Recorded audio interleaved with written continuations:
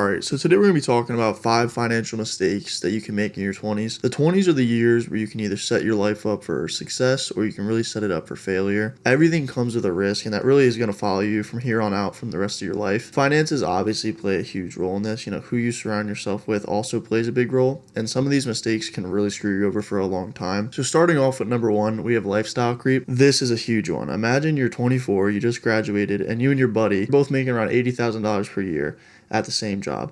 You move into an apartment, you move out of your house, even though you live 20 minutes down the road. You want to live in an apartment by yourself. It costs $1,400 per month.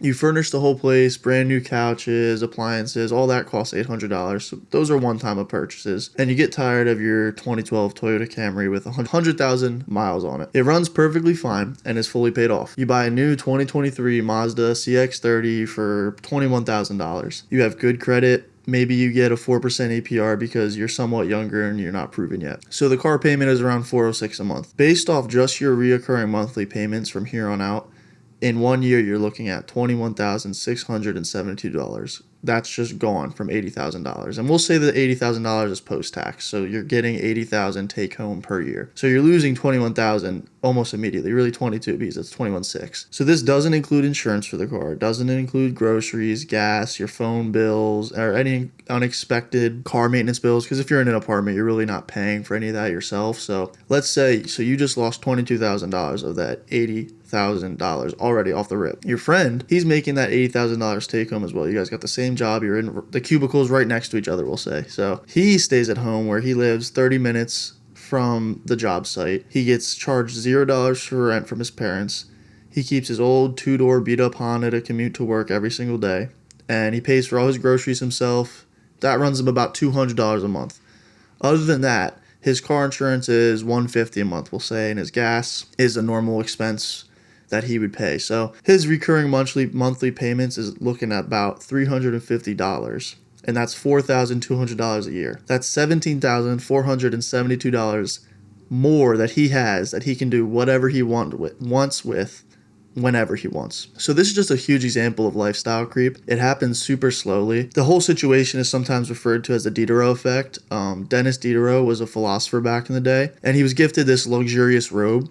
And after looking at the robe in his room, he realized, well, this robe doesn't really match this dresser because this dresser doesn't look as beautiful as this robe. So all the other possessions in his room slowly just started getting lifestyle creeps, where he had this beautiful robe, then the dresser had to match that beautiful robe. Well, then the bed and the linen had to match that beautiful robe. Then the desk had to match that beautiful. Everything had to start becoming luxurious. He felt compelled to replace everything just because of that one luxurious robe. And he did one thing after another, and this led him into massive debt, where he ended up just going completely broke. And a new item just disrupts the unity of old ones, and it just causes dissatisfaction in the brain. Whether you try to combat it or not, it happens to everybody over something. You want to just try to minimize it as small as possible. A new pair of shoes looks better with a new belt or handbag, and then so on. It just starts climbing from there. So you really want to try to avoid impulse buying. Take a full day before you can buy something. Really think about if you need it. Just think about, what am I doing? Like, how much do I really need this? And that'll help you kind of steer away from the lifestyle creep aspect of things. Number 2 that we're going to look at is credit/debt mismanagement. So many things today are just predatory on making you rely on debt.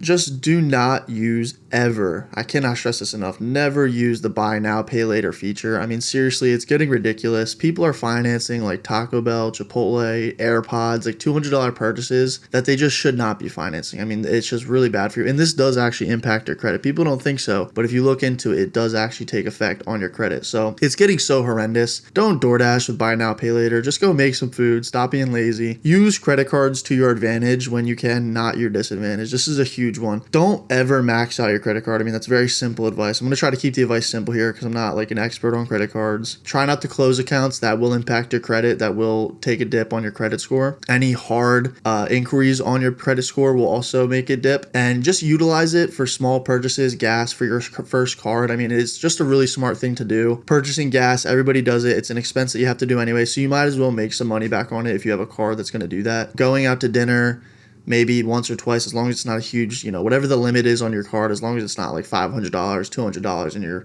limit is like $500, that's kind of a lot for the card. So it's all proximal to how much your limit is. Or maybe keep some recurring charges on there, like if you buy Netflix, if you buy Hulu, maybe Amazon Prime, something like that, where those recurring charges are kind of tiny, but it's something that you can pay off and show that you are paying off on a card. And try not to rely on credit cards too much for like huge oh crap charges, like something like a huge car bill, let's say. You keep a high yield savings account for those kind of things. The emergency fund will really bail you out if you need it to, and that's just a huge help. And if you have to pay back the credit card, pay it back as quickly as possible. You don't want these. This is more for when you're getting more and more credit cards, when you have $10,000 limits. You don't want something with a 30% APR sitting on $10,000. I mean, that's just a lot of money, and it's going to compound quickly in their favor, not in your favor. Personally, I just use them. I only use on my card what I can pay back in full at the end of a statement period. I feel like that's really helped me. My credit score has been pretty good with it, and I feel like it just helps me build a good habit of not overspending on the credit card, using it for things that I can just pay back. Another thing with debt is student loans. A lot of people in their 20s have them nowadays because a lot of people go to college, and college is just crazy expensive. I mean, that's just a different topic for a different day, but student loans have a lot of programs, government programs that can help you too. State gov, federal gov can sometimes help or even cut back on some of that owed loan. They can help you and bail out based off of a bunch of different things. If you're maybe a veteran or come from a certain background, and pretending like these student loans don't exist, is something that I'm seeing more and more online of people just saying that they're doing, and constantly deferring them and pretending that they don't exist actually is probably the worst thing you can do. It's going to make that interest pile up, and you're really going to start drowning in it very quickly. Because think about it. I mean, they have, sometimes even hundreds of thousands of dollars in these loans. They have so much money, and they can charge you this APR rate, this interest rate. If you just keep not paying anything towards it, that interest is going to really start compounding, and it's going to compound against you. Usually we talk about compounding in a really good way, how you put more money into something and just let it sit and rest. Well, that's what they're doing to you. They're putting their money into you, letting it sit and rest, and it's making them more money. So you really have to be careful of that kind of thing. And I wouldn't count ever on the government to bail you out completely. I mean, I wouldn't count on so many different people in our government, whether one side or the other have said like, oh, let's get rid of student loan, we're going to get rid of it. And I just wouldn't count on it. I don't trust it. You got to take things in your own hands sometimes. Moving on to number 3, don't neglect your future. So this is basically just kind of a broad aspect of financial trap, but it's one that in our 20s, kind of nowadays we're getting fed these things of like, oh, you don't have to worry too much about the future. You don't have to save. Just go out, do the things that you want to do right now. You're young, you only live once, but I want to say most of us will probably live until we're 60s, 70s, hopefully. Being young causes you to have a sense of like invulnerability, both physically and mentally. You don't have to think about getting old because nobody wants to, so you're not going to think about it, especially when you're young and everybody's telling you, just go out, party a little bit or go on a vacation, do what you want, spend the money you have. You don't want to have to use your money later. If you want to use it now on fun things, that's the mentality. So it's not inherently wrong. I'm not going to tell you not to go out to the bar with your friends or go to the casino or go on that vacation. I do it all the time. I go out with my friends. I'm just telling you, you have to do it in moderation. You got to think about it. You need to enjoy your life right now. You could die tomorrow. I could die tomorrow. Anybody could die tomorrow. So I'm not going to tell you not to go out and enjoy your life, but do it in moderation with traveling the world. Don't travel the world on a credit card. That's what I'm saying. Don't do things on a credit card. Don't do things that you can't pay back, especially just doing these things that are just outrageous. People are going on these cross to Europe with credit cards. So really use that money, start saving it, invest in a 401k at work, especially if they have a match option. I mean, if it's 3%, you put in 3%, they'll match 3%. Just do the 3%. That's a very tiny amount of money that you're not going to miss at the end of it every month. But when you're older, you're going to enjoy it, and it's going to be a nice large sum. Invest in a personal brokerage account and a Roth IRA. I mean, this is super important. Just do your research, be smart, and even a little goes a long way in this kind of market. So really just don't be extremely frugal, but also do things in moderation. That's the big point on number 3. Number 4 is don't rush to buy a home or car, especially young people nowadays. And even I find myself in this mindset a lot. It's so worrying how the housing market is right now and how the car market is. And, if I don't buy one now in 5 years, because we've seen since even COVID alone, I mean, many of you probably not, depending how young you are, how old you are. I mean, some of you probably graduated before COVID, after COVID, whatever, or you're just an older person watching this video. It's so alarming that the rate of the car and housing market in literally 6 years, 7 years has jumped like 150%. It's very alarming. So for younger people, it is alarming. You want to get that house before, who knows in the next 7 years if it could jump another 150%, and then you just look stupid. So this can cause you to just be house poor very quickly or car poor, and then you're just a slave to the debt. You have to keep working, and then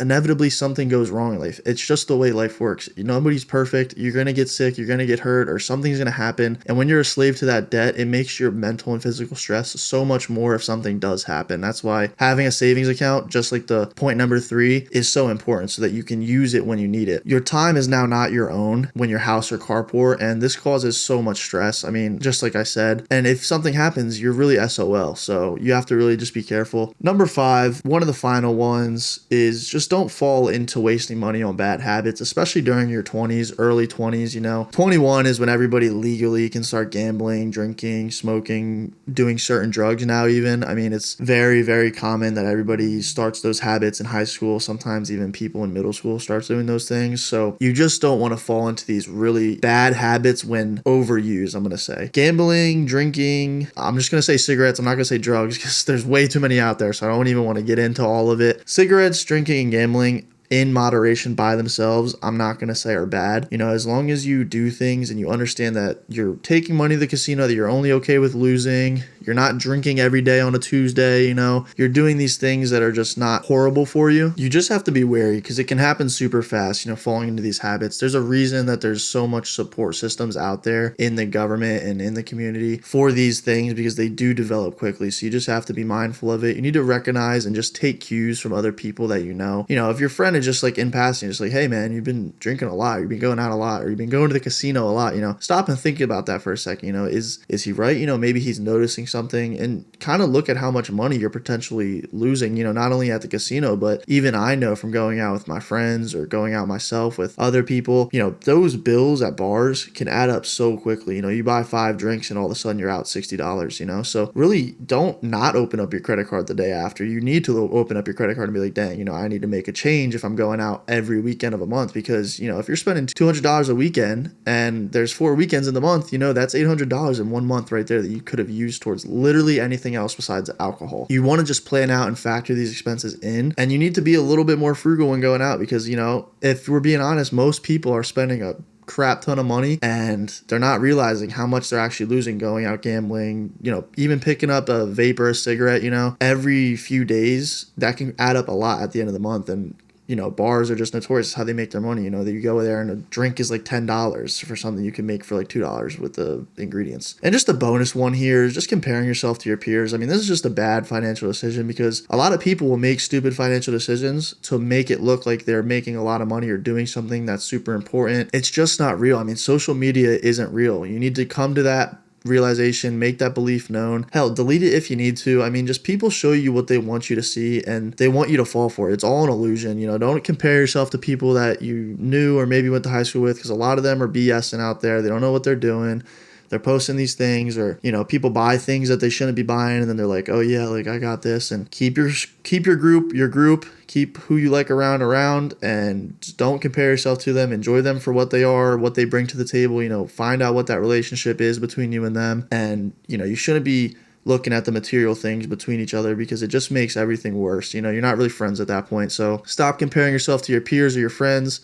Have your friends be your friends because you like being around them. I want to just round out this video by just kind of giving you a few pointers on how to combat this. One is taking your time before big purchases, or really any purchases at all. Every day now is a big purchase. I mean, what isn't expensive anymore? One pair of shoes costs $200-$300. Pair of jeans is like $80 now. So really just think about, am I going to use this? How much am I going to use it for? Am I going to wear this? What am I going to do with this? Just take your time before purchases. If it's something you're buying online, I always use the rule of just like give yourself a day, think about it overnight, sleep on it, wake up the next day and you're like, did I really need this again? Or half the time you moved on to the next thing that you want. So just take your time before you purchase something and really just think about it. Enjoy what you can that is reasonable for your budget in moderation. Don't overspend when you can. Or if you're going to overspend on one thing, let that be your big purchase for the month or for a few months. I think of like concert tickets when it comes to this. Concert tickets are so outrageously overpriced now that it's crazy, and they can just charge fees whenever they want. But concert tickets here are the big thing I think of, because if I go out with my girlfriend,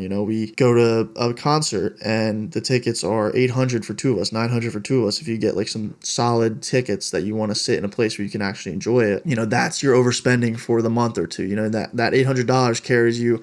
All right, that's the thing we're going to do for this next 2 months, kind of thing. So, and if you really want to do something like the concert tickets or a vacation, do it. And then, save up for a while to combat it, to kind of balance that scale. So another point is try not to compare others to your situation. Everybody's situation is different. What might be working for you might not be working for them, and what might be working for them might not work for you. And the money that they're appearing to have, it might be working for them and they might actually be making that money, but it might not be something that's feasible for you, or they're using money that somebody else has, not their money. So don't use people online, especially people online. Do not use them as benchmarks, because none of that is real. And people in your situation, similar to, you can talk to them about things and do things like that. And that is a good resource to have, especially, if you're thinking about a business idea with a friend or doing something like that. And then a good option for saving is just the 50-30-20 rule. So allocate 50% of your needs to food, water, really any bills, 30% to wants, so going out, concert tickets, movies, vacations, then 20% to savings, a high yield savings account, Roth, brokerage account. The 401k should really